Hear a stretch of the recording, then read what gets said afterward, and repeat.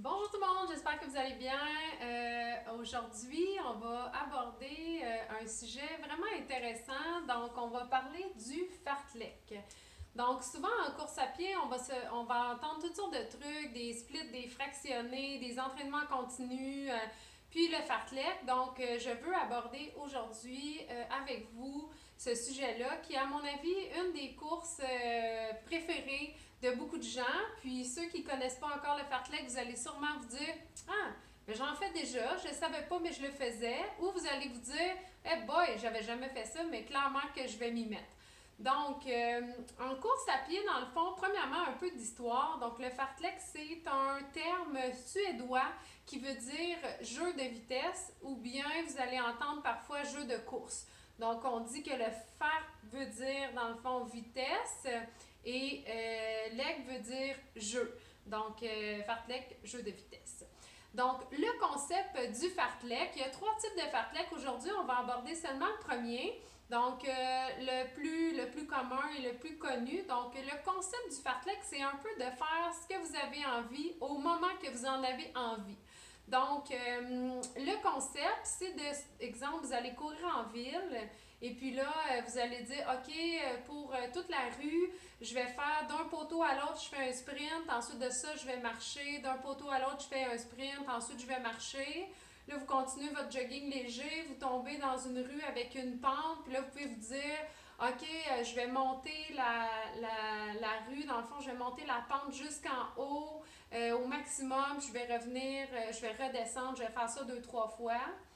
Bien important de comprendre que ça ne veut pas dire de faire des sprints à chaque fois. Donc, dépendamment du niveau où vous allez vous retrouver, ça peut être plein de choses. Et vous pouvez vous dire, OK, ben là, aujourd'hui, j'essaie de me rendre à tel endroit en joguant parce qu'habituellement, je suis toujours obligée d'arrêter là. Donc, je me rends, exemple, à une rue un petit peu plus loin. Ça peut être... habituellement, vous n'êtes pas capable de monter la côte en courant léger, vous êtes obligé de la marcher. Donc, vous pouvez dire sans la sprinter, je vais essayer de la jogger doucement pour me rendre au sommet. Donc, vous comprenez le concept, c'est un peu dans le fond, on sort courir puis on fait un peu ce qu'on veut. Par contre, l'avantage de ça, ce qu'on dit, c'est que le fait que vous n'avez pas d'appréhension sur OK, j'ai 8 intervalles à faire, donc là, je vais faire mes 4 premiers, je vais m'économiser. Donc, vous allez donner ce que vous avez à donner parce qu'en réalité, c'est vraiment au gré du vent puis comment vous vous sentez.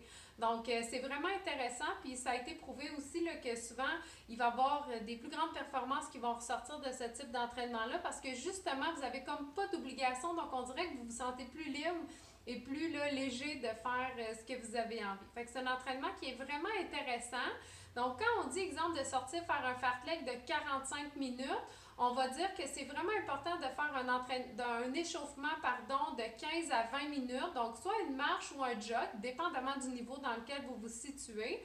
Donc, toujours important de faire un échauffement dans une zone où vous êtes capable de jaser.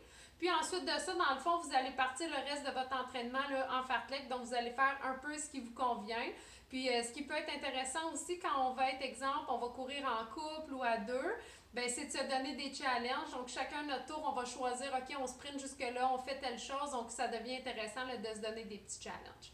Donc, pas plus compliqué que ça, le fartlek. Donc, comme j'expliquais, on fait à peu près ce qu'on veut. L'important, c'est vraiment de se donner des défis, puis d'essayer là, toujours de se surpasser. Et le plus important de tout, quand on fait la course à pied, peu importe que ce soit des intervalles, le fartlek, c'est vraiment de s'amuser. Donc, sur ce, je vous souhaite bon fartlek!